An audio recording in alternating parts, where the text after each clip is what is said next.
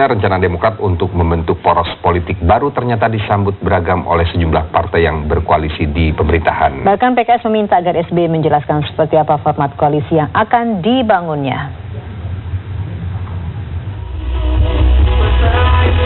Rencana Partai Demokrat membuat poros politik baru yang diisi partai-partai menengah ternyata disambut beragam oleh sejumlah partai politik.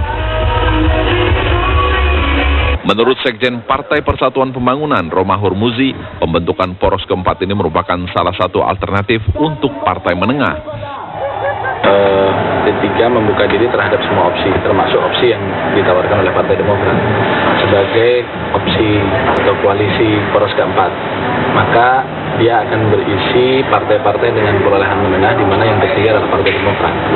Tapi partai poros keempat ini nanti tentu akan berhadapan dengan satu persoalan, yaitu common figure-nya siapa.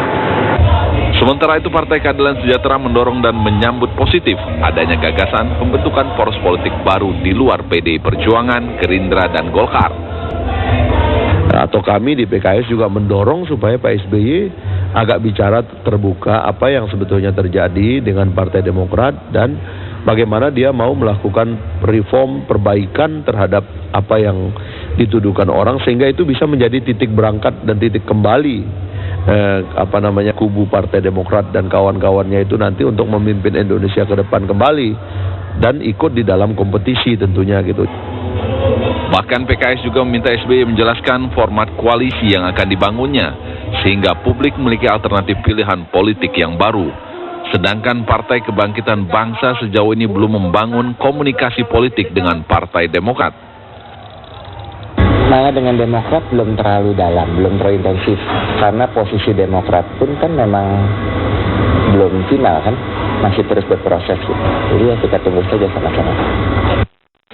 Partai Demokrat sendiri dalam pemilu legislatif kemarin hanya mendapat 10% suara. Perolehan Demokrat ini menurun drastis jika dibandingkan pada tahun 2009 yang mencapai 20% lebih. Tim TV One mengabarkan. Ya, sementara itu hari ini Majelis Syuro